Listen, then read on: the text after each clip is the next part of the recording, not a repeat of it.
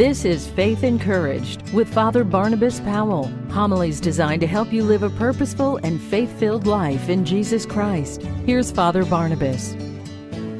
It's an honor to be here today and to share with you this homily. And the reason why I'm so excited about this homily this morning is because I'm convinced if you hear it, I'm convinced if you hear what I'm saying this morning, that you will discover that your life will be transformed. I better live up to that.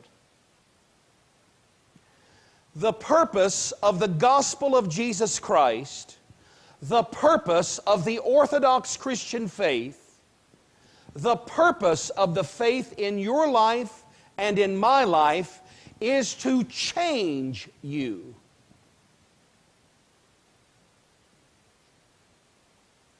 And it starts with the way you think.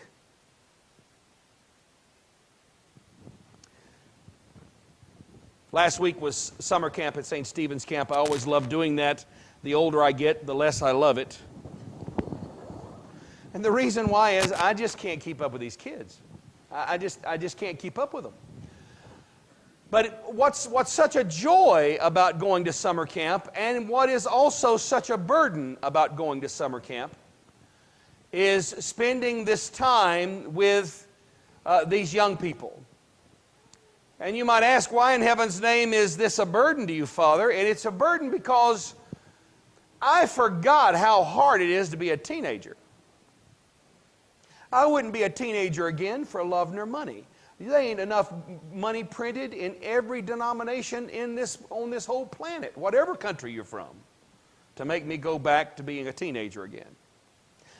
And especially nowadays, one of the great privileges that I have is that during summer camp, we hear confession of all the kids during summer camp. And to be honest with you folks, most of the kids, that's the only time they go to confession. That's the only time they go to confession. They go at least once a year. I wish you adults were that good. It's true. I really believe that with all my heart. I really do. But they go to confession once a year, and they are very honest.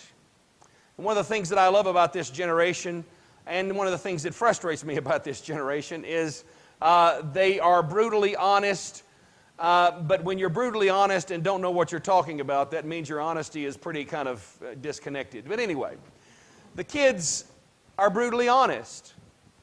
And the thing that I keep hearing from them over and over again, and the thing that I keep experiencing even in this generation and this time of life for many people, is I've discovered, dear ones, that there is a horrible and crushing power of loneliness in our generation, in our day and age. People are lonely. Young people are lonely. Wait a second, Father, what are you talking about? This is the most connected age in the history of the human race. I can call to the other side of the world. When I was over in Greece, me and the girls used WhatsApp to stay connected. Didn't have to pay. Of course, now I remember long distance charges. Do you remember those? Huh? Not anymore. I remember, so when we were over in Greece, I used the WhatsApp app, and that's hard to say, WhatsApp app. But anyway, I used the WhatsApp app to stay connected to the family back here in the United States. It's the coolest thing in the world. In an instant, poof, there's a picture. I'm looking at my daughters. I'm saying their good night blessing. Very early for me in Greece, but very late for them where they're at. I say their blessing. And we're staying connected. So, Father, you tell me that there is this crushing sense of loneliness. Yes. And especially among our young people. Because, you know, all the kids, when they go to camp, they have to turn in all their cell phones.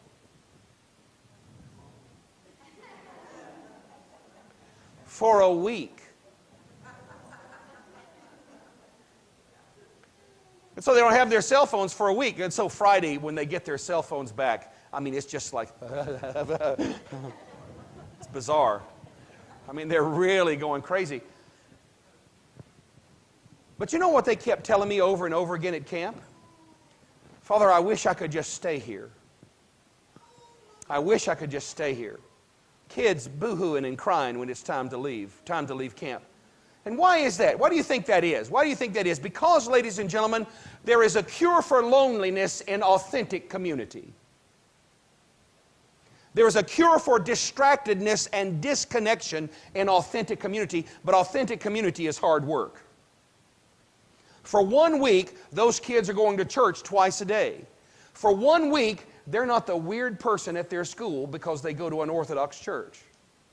For 1 week, these kids aren't odd. For 1 week, they're with kids like themselves, and they're going to church twice a day, and they're having daily connection with a parish priest, and they're having lessons, and they're going to Orthodox life, and they're going to hang time, and they're playing outside, and they're developing relationships, face-to-face relationships, people that they share their lives with. I can't tell you, every year at camp on the Thursday night when we do Thursday night when we start saying goodbye to the seniors, because after you get into high school, or when you get into the senior year, you don't go to camp. You have to skip a year, and then you can come back as a counselor. So all the rising seniors are saying goodbye. This is their last year at summer camp as a camper. And every one of them, to the one, says, I have made friends here I'll have my entire life. And they're right. But they did it. I almost want to go into how the Grinch stole Christmas, and when the Grinch found out that Christmas came anyway. They did it without buttons and bags and packages and gifts. It came all the same. They made friends without their technology, without their Facebook, without their Instagram. By the way, I understand that Facebook's passé now. Who knew? I can't keep up with this stuff. Now it's Instagram. Isn't it? Isn't it Instagram? Okay, good. Whew. I don't know any of this stuff. I really did work hard. This is what I do, guys, every week. Every week, to prepare for homilies, I read vociferously from the secular publications of the day, New York Times, things like that, different news magazines. And I also make it a habit to listen to the top 20 songs on iTunes every week, because I want to know what's being poured into the ears of my children. Now, I usually have to take a shower after that. But I need to know. But for the life of me, even now, I'm getting to the age where it's hard to keep up with what's faddish and what's going on. But I'm trying. I really am, because I want to be able to talk to you folks in such a way that can connect with you. But they did all of this connection, and they're leaving camp, and they're sad, and they want to stay at camp forever, and this is where they want to live. Isn't that interesting? This is where they want to live. They don't have all of the other stuff that is filling up their lives and endangering their lives. And when you listen to their confessions, you listen to a group of kids who are going through struggles with addictions. They're going through struggles with how to right their life. They're trying to set their priorities, and they're struggling without a good, strong place to develop a foundation for their life that they can build their life upon. And we keep telling them to make the church the foundation that they build their life upon, and they look at me and they say, Father, we don't understand what's being said in the liturgy.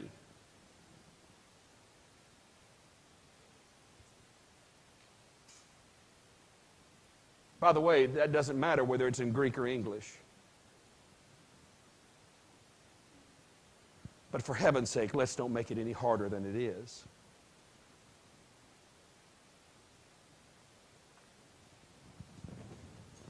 It reminds me of what Jesus said in our gospel lesson today. When he had been teaching and healing all these folks, and they were in this field, and the disciples at the end of the day said, Lord, this is a lonely place. This is a lonely place. Send these folks away. They're hungry. And you know what Jesus said to those disciples? He said, you feed them. But Lord, all we have is 5 loaves and 2 fish. bring them to me.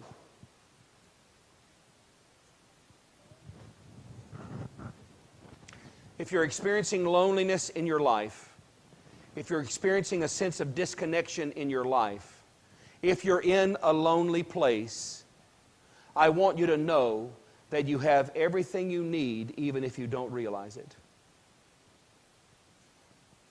Especially if you have access to Jesus Christ. And it doesn't matter how little you have. And it doesn't matter what threadbare is going on in your soul where you feel like, man, I'm just holding on by the skin of my teeth. I'm just barely hanging on with my fingernails. It doesn't matter how little you have in your life. It doesn't matter how little money you have in your life. It doesn't matter how little education you have in your life. It doesn't matter how much money you have in your life. It doesn't matter how much education you have in your life. It doesn't matter where you are in your life with your relationships. It doesn't matter. Wherever you are, especially if it's a lonely place, bring what you have to Christ. Bring your love to Christ. Bring your fears to Christ. Bring your substance to Christ. Do you know how we're going to build this church? I was up at the retreat center looking at the beautiful cathedral that the bishop is having built there on the grounds. And do you know that we don't owe a penny on that building? He's built every bit of that without going into debt, 1 penny. Not 1 penny. He's built it as he had the money. How do you do that except without a miracle? Well, what you do is you bring what you have. And you don't worry about what you don't have. You don't allow what you don't have to keep you from achieving what you can. You don't make excuses. Folks, let me tell you something. The second my daughters open their mouth and say, yes, but Daddy, I automatically want to just say, guys, the days of excuse making are over. We're Greeks, we're poor, we're uneducated, there's just a few of us, we're not very rich, we're not very smart, and all of the excuses over and over and over again. The excuses are over. They are not helping you, are they? In your relationships, with your fear, raising your kids, having your career, all of the excuses are not helping you. So when the disciples say, Lord, all we have is 5 loaves and 2 fish, guess what Jesus thinks?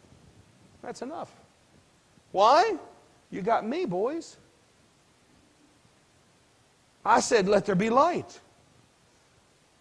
When you got the guy who said, let there be light on your team, you're okay. You're going to be fine. You just got to plug in.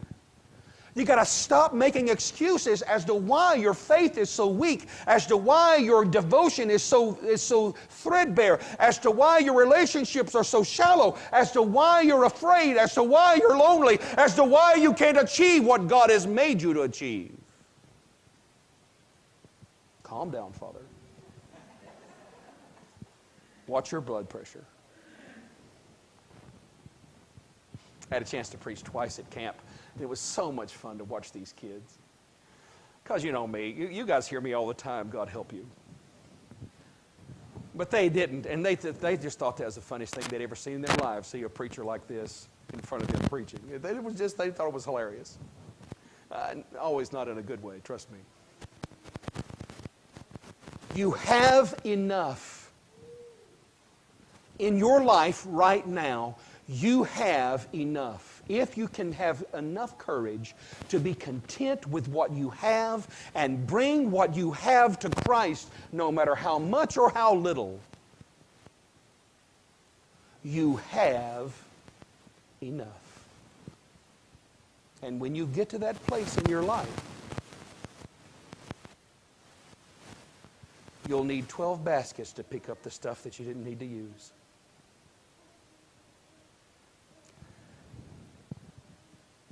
Our community here at Saints Raphael, Nicholas, and Irene is at a tipping point.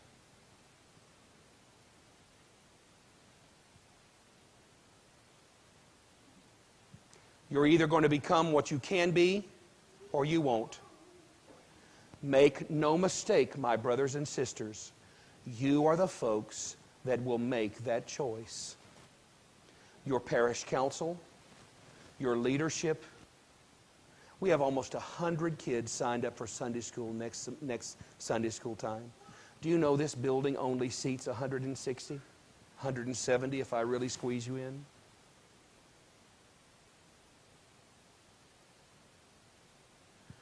This community is at a tipping point. And you're either going to rise to the occasion or you're not. I'm telling you this morning, you better rise to the occasion and stop the excuses, because what you have is enough. Christ will add His blessing, and we will accomplish what everybody thought we couldn't. That's true in your spiritual life. That's true at your home. That's true in your relationships. What you have is enough if you stay connected to Jesus Christ. You have enough. And gang, in a world that's lonely and filled with chaos and fear,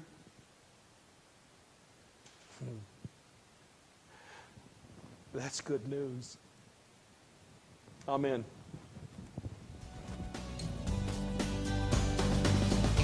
Father Barnabas is the priest at the Saints Raphael, Nicholas, and Irene Greek Orthodox Church in Cumming, Georgia. Find out more at faithencouraged.org. That's faithencouraged.org.